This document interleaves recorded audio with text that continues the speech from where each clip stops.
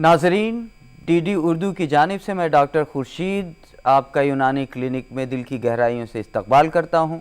जैसा आपको ख़बर है कि डीडी उर्दू की ये कोशिश रही है कि वो न सिर्फ तहज़ीब और सकाफ़त की हिफाजत और उसके फ़रोग़ में काम करे, बल्कि डीडी उर्दू की यूनानी क्लिनिक के ज़रिए हम ये कोशिश कर रहे हैं कि यूनानी मेडिसिन या यूनानी तिब के ज़रिए बहुत सारे मौज़ूआत पर बहुत सारे माहिरीन का हम ख़याल लें और तिब्ब यूनानी को घर घर तक पहुँचाएँ, बिल्कुल उसी तरह से जैसे सैकड़ों साल पहले तिब्ब यूनानी लोगों के इलाज व मुआलजे का एक बेहतरीन तरीक़ा था। और इसी सिलसिले की आज की कड़ी में मेरे साथ हिंदुस्तान के best teacher awardee government of India के प्रोफेसर अख्तर सिद्दीकी साहब तशरीफ़ लाए हैं, जो कि तकरीबन 40 सालों से मरीज़ों का इलाज तरीक़े यूनानी के ज़रिए कर रहे हैं। और वैसे तो वो बहुत सारे मरीज़ों का इलाज अलग अलग अमराज के लिए करते रहे हैं, लेकिन उनकी शोहरत पूरे हिंदुस्तान में, पूरी दिल्ली में इस नहज पर है कि वो जिगर के खुसूसी अमराज का इलाज करते हैं। मैं दूरदर्शन उर्दू की जानिब से प्रोफेसर अख्तर सिद्दीकी साहब का इस्तकबाल करता हूं। सर, आपका बहुत बहुत शुक्रिया कि आप वक्त निकाल के डीडी उर्दू की इस महफ़िल में आए। बेहद आपका इस्तकबाल करता हूं मैं। सर, सबसे पहले मैं आपसे ये जानना चाहूँगा कि जैसे तिब्ब यूनानी का ये नज़रिया है कि तिब्ब यूनानी में जिगर को बहुत ज़्यादा अहमियत दी जाती है, और ख़ास तौर से जो भी हम लोग चीज़ें खाते हैं, पीते हैं, माकूल व मशरूबात हैं, वो जिगर से ही गुज़रती हैं। तो ज़ाहिर है कि जिगर पे ख़तरात भी बहुत ज़्यादा होते हैं।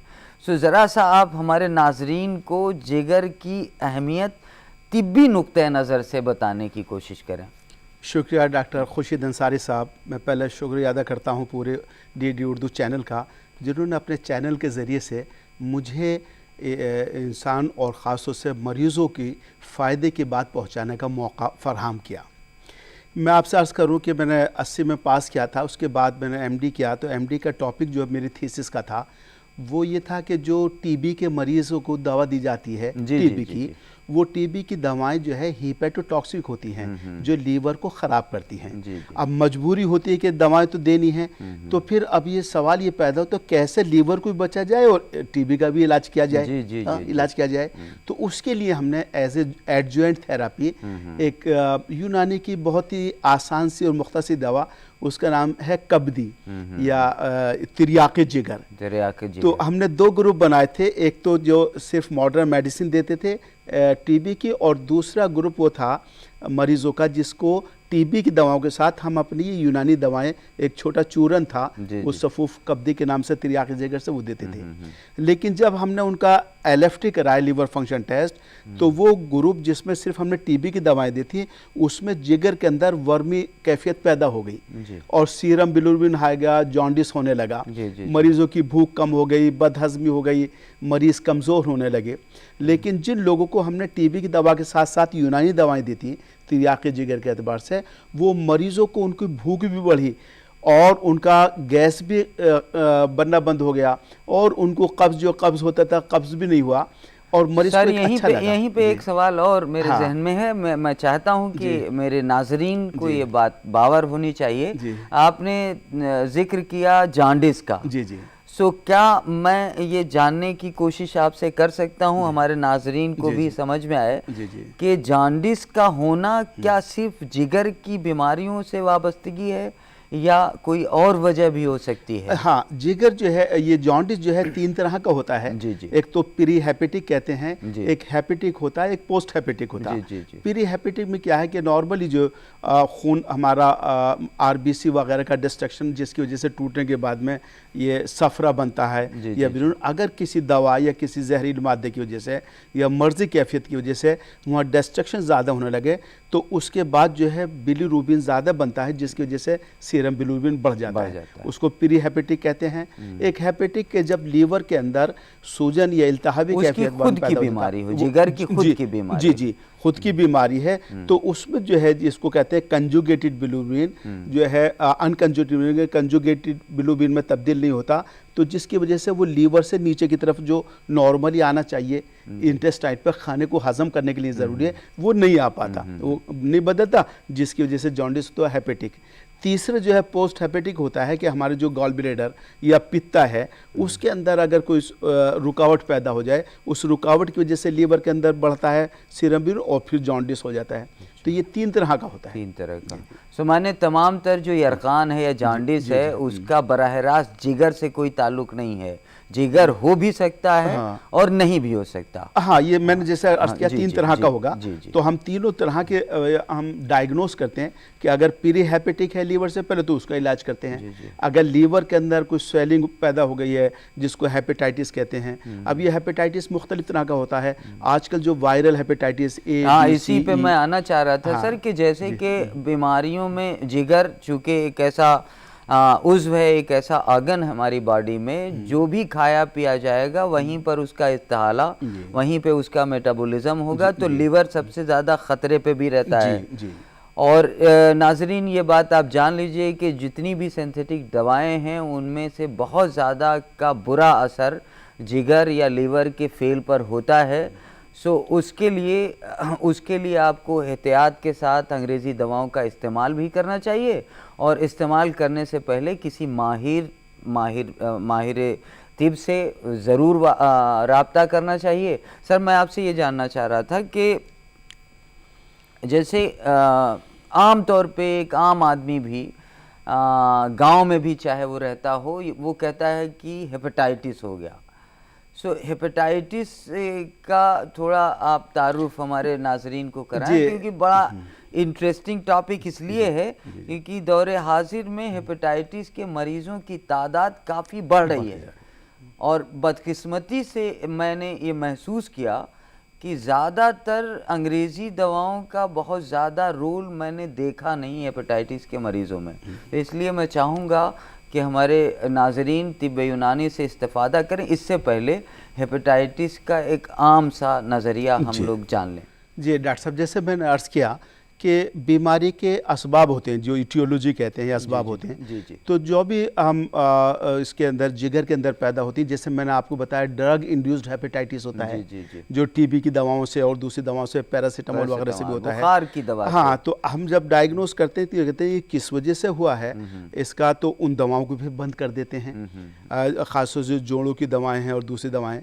या फिर आजकल जो देखा जा रहा है यहाँ हमारे दिल्ली में और यूपी, रामपुर और मुरादाबाद और बिजनौर, इधर से बहुत मरीज़ हमारे बिहार, बंगाल से बहुत मरीज़ आ रहे हैं जो वायरल हेपेटाइटिस, वैसे तो ये 5 तरह का था, A B C D E, लेकिन इसमें जो सर यहीं पे एक और मुदाखलत करूंगा कि कौन सा वायरल हेपेटाइटिस ज़्यादा खतरनाक? हाँ, मैं बताऊं कि वायरल हेपेटाइटिस बी और सी ज़्यादा खतरनाक है, चूँकि इसके ख़तरनाक होने की और भी मैं बताऊँ कि अगर इसको प्रॉपर ट्रीटमेंट ना किया जाए तो इसकी वजह से जो पहला स्टेज होता है वो cirrhosis of liver, cirrhosis of liver यानी उसके अंदर फाइबर्स टिश्यू डेवलप हो जाते हैं, उसकी जो है डेंसिटी बढ़ जाती है, स्टिफनेस बढ़ जाती है, जिसकी वजह से जो खून मैदा और आंतों से जज्ब होकर लीवर के अंदर पहुंचता है, वो लीवर के अंदर पहुंचना कम हो जाता है और लीवर की ताकत जो है उसको हजम करने की, जो protein, fat, carbohydrate, minerals water होते हैं, वो कमज़ोर पड़ जाती है।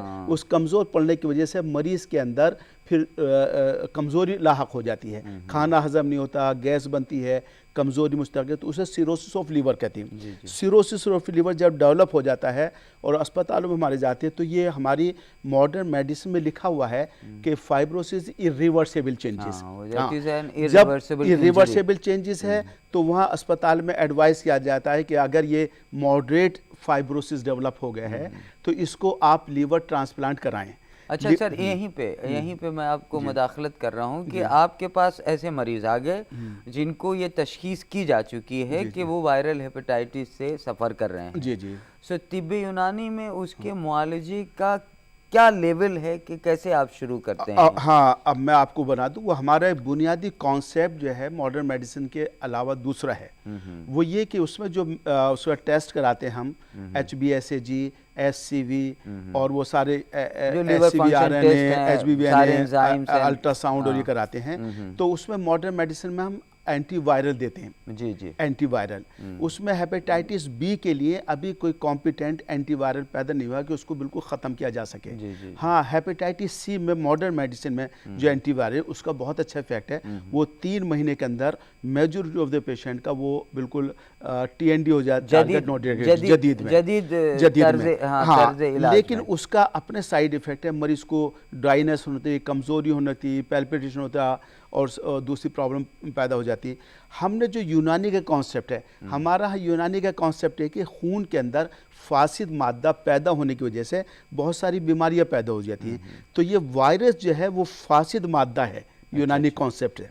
और इस यूनानी कॉन्सेप्ट फासिद मादे को हम ब्लड को क्लीन करने के लिए फासिद मादा, उसके लिए हम दवाएं देते हैं। यूनानी नज़रिया है अमराज का, वो दरअसल बॉडी में 4 तरह के फ्लूइड पाए जाते हैं, अखलाते अरबा जिनको हम कहते हैं, और उन्हीं फ्लूइड में किसी एक फ्लूइड्स जैसे कि खून, बलगम, सफरा, सौदा, ये सारे बेसिक फ्लूइड्स हैं बॉडी कॉन्स्टिट्यूशन में, बॉडी कंपोजिशन में। यूनानी का नज़रिया मर्ज़ ये है कि अगर इन्हीं अखलात में या इन अखलात में मौजूद जो मिजाज है उसमें गैर तबई कैफियत लाहिक हो जाए या फिर वो बेएतदाली आ जाए, तो उसी को हम लोग मर्ज़ कह रहे हैं। सर बता रहे हैं कि अगर जिगर के अंदर कोई इल्तिहाबी कैफियत है तो उसकी वजह किसी खिल्त के अंदर गैर एतदाली होगी या फसाद या डिरेलमेंट होगा। जी सर। तो मैं ये अर्ज़ कर रहा था कि शुरू में जो हमारे ये जो वायरस है हेपेटाइटिस बी और सी है, इसको हम फसाद खून की कैटेगरी में अपने रखते हैं। अच्छा। उसका उसूल ये है कि उसमें मुसफ़्फ़ियात दिए जाएं। हाँ। जब हमने इस कॉन्सेप्ट को सामने रखकर और अपने मरीजों का इलाज किया तो उसमें हमें रिजल्ट बहुत अच्छे पाए। उस अच्छे पाने की वजह से ये था कि मरीजों सर जैसे 2-4 ऐसी अद्वियात जो आपके यहाँ या यूनानी में मुसफ़्फ़ियात के दर्जे में बयान की जाती है। बहुत सारी दवाएं हैं जिससे हमारे नाजरीन अगर वो नुकसानदेह नहीं हैं तो उसका इस्तेमाल कर सकते हैं, शायद वो उनके किचन में अवेलेबल हो। तो ज़रा 2-4 बहुत ही आम मुसफ़्फ़ी दवाएं बहुत सारी हैं, सैकड़ों हैं तिब में तो, लेकिन शातरा, चिरायता, सरपुका, गुलेमुंडी, संदल सुर्ख और नीम। अच्छा, ये सब इस्तेमाल की जा सकती हैं। अफसनतीन है, खुशीरी है, सारी दवाएं इस्तेमाल करते हैं। तो हमने वो दवाएं देनी शुरू करी जिसकी वजह से मरीज़ों का जो SCV RNA और HBV DNA था वो भी कम हो गया और कुछ लोगों का बिल्कुल ख़त्म हो गया। जी। और जनरल कंडीशन भी पेशेंट की इम्प्रूव हो गई। तो उनके मुकाबले हमारे कई सौ पेशेंट इस पर हमारे ठीक हो चुके हैं। ये तो पहले स्टेज जो खून की ख़राबी की वजह से पैदा होता है उसको हेपेटाइटिस कहते हैं, हेपेटाइटिस बी और सी। इसके बाद में दूसरा जब इसके अंदर मर्ज़ी कैफियत ज़्यादा हो जाती है तो वो जॉन्डिस होता है। उस जॉन्डिस को यूनानी में सफरावी बीमारी कहते हैं। तो उस वक्त हम मुंजिजे सफरा और मुसले सफरा वो दवाएं देते हैं जिसकी वजह से वो जॉन्डिस भी हमारा ठीक हो जाता है। नाजरीन, ये मुंजिजात सफरा से मुराद ये है कि तरीक़ा यूनानी में कुछ उसूल हैं कि हम जिन मादों का फसाद हो चुका है उनको इस काबिल बना दिया जाए कि वो जिस्म से बाहर की जा सकें। ऐसी दवाओं को हम लोग मुंजिजात कहते हैं और उनको बाहर लाने को बॉडी से एक्सक्रीट कराने के लिए जो अद्वियात इस्तेमाल करते हैं उन्हें हम मुसिलात कहते हैं। बहुत सारी ऐसी दवाएं जो कि जिगर को पूरी तरह से मर्ज़ ने गिरफ्त में ले रखा है जिससे कि अरकान या जॉन्डिस मैनिफेस्ट हो रहा है। उसमें प्रोफेसर सिद्दीकी साहब ये बता रहे हैं कि वो मुंजिजे सफरा या कोलेरोगाग अद्वियात का इस्तेमाल करते हैं। सर उन 2-4 ऐसी दवाओं का भी आप नाम बता दीजिए जिससे कि पीलिया को काज करने वाला जो पिगमेंट है वो बॉडी से एक्सपेल हो जाए। हाँ, तो मैं ये अर्ज़ कर रहा था कि इस तरह से ये 4 तरह की, जो एक तो पहली जो मैंने बताया कि उसको ये सुए मिजाज दमवी कहलाते हैं, दूसरे सुए मिजाज सफरावी, तीसरा एक बीमारी ऐसी है कि वो बलगमी होती है जिसमें मरीज़ों का खून बनना कम हो जाता है और बदन के अंदर फूलापन पैदा होता है, आंखों पे तहाबुज, मुंह पे तहाबुज, रंग जर पड़ जाता है, एसाइटिस वो हो जाता है, तो उसको हम सुई मिजाज बलगमी कहते हैं। उसका इलाज करते हैं। इस वक्त जो मैं इलाज कर रहा हूँ वो सुई मिजाज सोदावी है, यानी जब ये इखलात के अंदर इतना एहतराक पैदा जाता है, सख्ती पैदा हो जाती है, तो वो हम कैटेगरी जिसको मॉडर्न मेडिसिन में सिरोसिस ऑफ लीवर कहते हैं, जी। उस सिरोसिस ऑफ लीवर को सुई मिजाज सौदावी में रखकर हम अब इलाज कर रहे हैं। मेरे पास तकरीबन 85 केसेस ऐसे हो चुके हैं जो मुख्तलिफ अस्पतालों से, एम्स से, सफदरजंग से, ILBS से, गंगाराम हॉस्पिटल से, अपोलो से, यूपी के बहुत सारे उससे, यानी जिनका इलाज उन्होंने कहा लेकिन इम्प्रूवमेंट नहीं हुआ, वहाँ के अस्पतालों ने एडवाइस कर दिया लीवर ट्रांसप्लांट, लेकिन मरीज़ फाइनेंशियली कमज़ोर है, डोनर अवेलेबल नहीं है, जिसकी वजह से वो लीवर ट्रांसप्लांट नहीं था। जो लोग यहाँ से ठीक हो गए उन मरीज़ों ने उनको बताया और वो मरीज़ हमारे पास आए। अभी भी मेरे पास कई पेशेंट यहाँ दाखिल हैं और मैं आपको फ़ाइल दिखा सकता हूँ कि फाइब्रो स्कैन जो हमारे अस्पतालों में करा जाता है उसमें नॉर्मली जो है वो 6 होता है, लेकिन अगर 8 तक हो जाए तो फाइब्रोसिस, और 8 के ऊपर हो जाए तो उसको सिरोसिस ऑफ लीवर कहते हैं।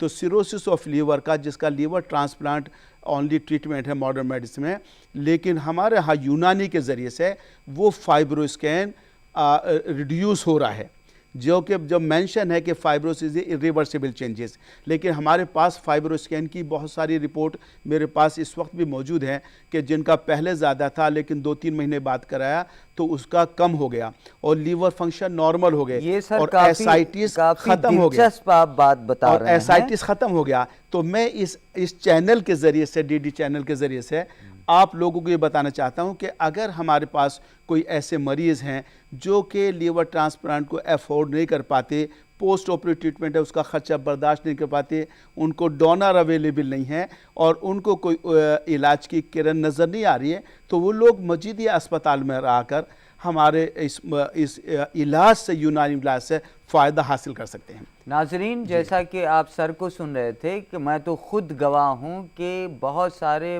वायरल हेपेटाइटिस के केसेस के जो बायोकेमिकल असेसमेंट्स हैं, रिपोर्ट्स हैं, या अल्ट्रासोनोग्राफी या फाइब्रो स्कैन की रिपोर्ट्स हैं, उनकी बुनियाद पर मैंने ख़ुद देखा है बहुत सारे साइंटिस्ट, बहुत सारे फिजिशियंस, बहुत सारे माहिरीन हेपेटोलॉजिस्ट वो हैरत ज़दा हैं, क्योंकि जो तरीक़े यूनानी है इलाज का, ख़ास तौर से जिगर के अमराज में, वो ज़मानों से बहुत मुफीद साबित होती रही है। और सर की हज़ाकत और उनकी महारत तकरीबन 40 साल पुरानी है और उन्होंने जिगर के अमराज के इलाज को अपनी एक्सपर्टीज़ बनाया है।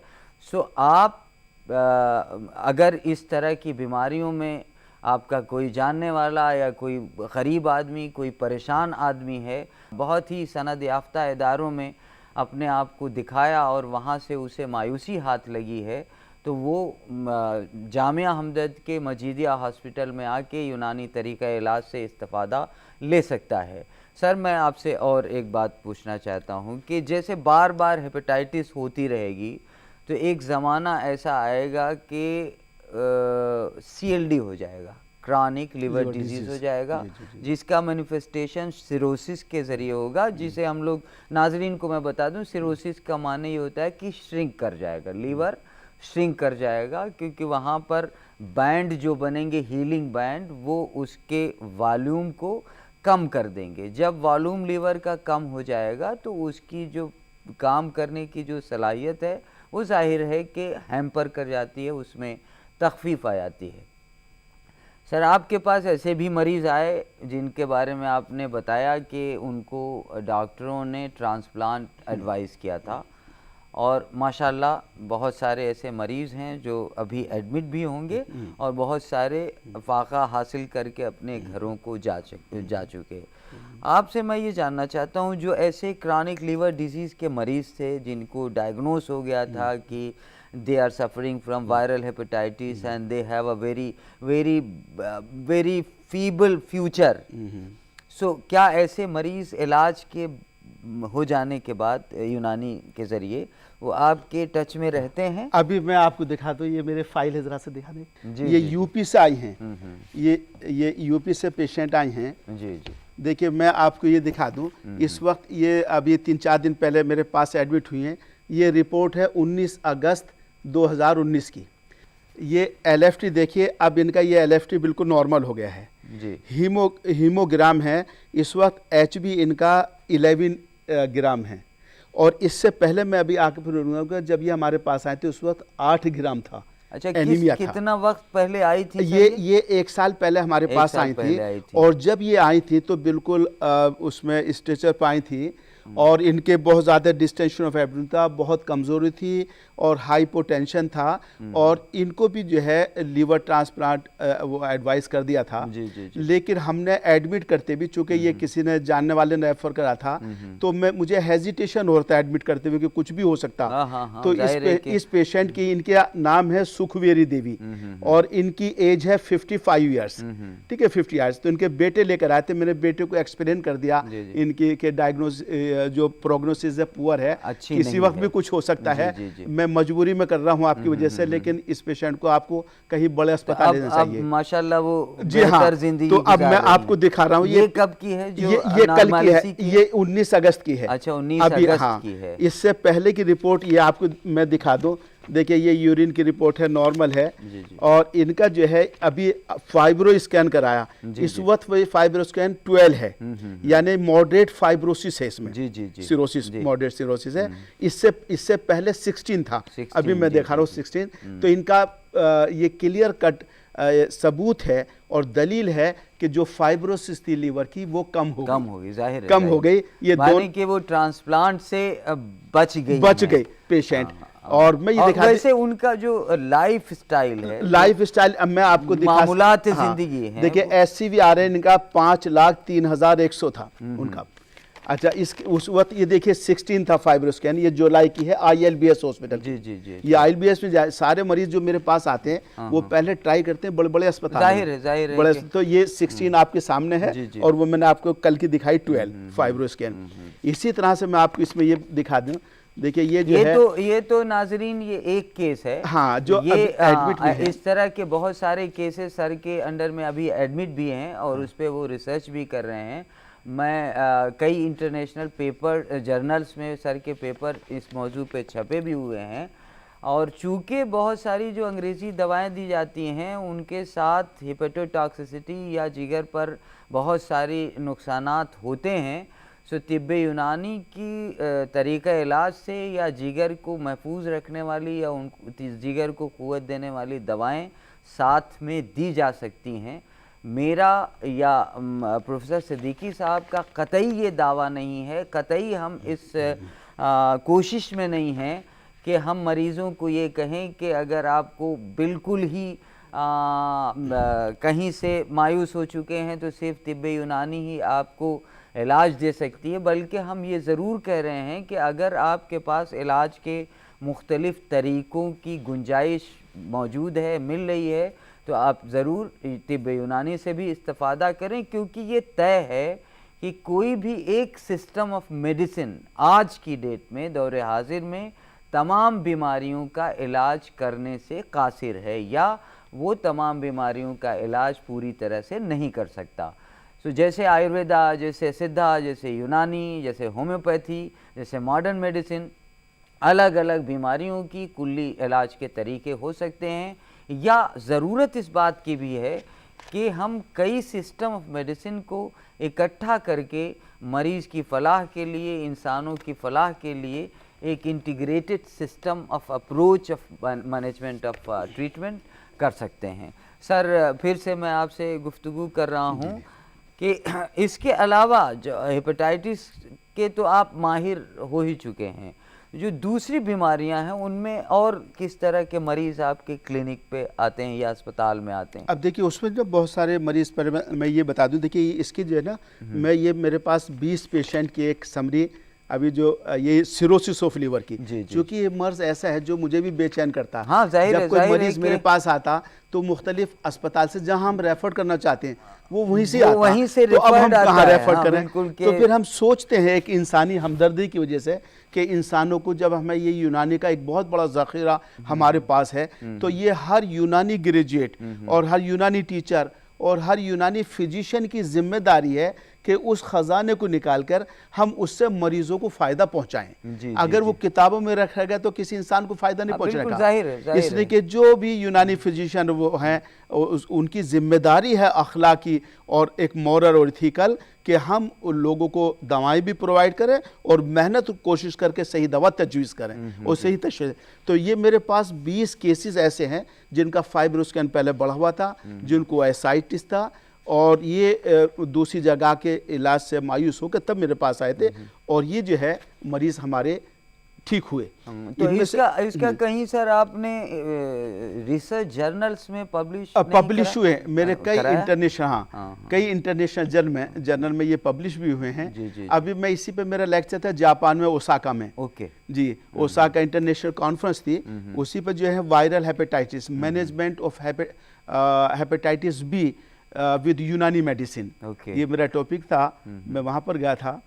तो अभी जो है मैं सर आपसे ये जानना चाह रहा हूँ कि हेपेटाइटिस के अलावा जो क्लिनिक्स पे या मजीदिया हॉस्पिटल में आपके पास जो मरीज आते हैं वो और कौन सी? हमारे पास जो है ये दमे के मरीज आते हैं, अस्थमा के, एज़मा के। जी, जी, जी। अब हमारे पास ज़्यादातर वही मरीज आते हैं जिसमें जो है दूसरे जगह से वो लाइलाज हो चुके थे, अब ये पूरा फ़ायदा नहीं पाता। जी, जी। तो मैंने देखा कि वो लोग जो स्टेरॉइड्स ले रहे थे, जब उनको यूनानी दवाई दी तो उनकी स्टेरॉइड्स लेना ख़त्म हो गए। अच्छा, गुड। और बिल्कुल ख़त्म तो नहीं हुआ, लेकिन पहले से उनको काफ़ी इम्प्रूवमेंट हुआ। इम्प्रूवमेंट भी हुआ और डोज भी कम हो गई। जैसे उसमें हम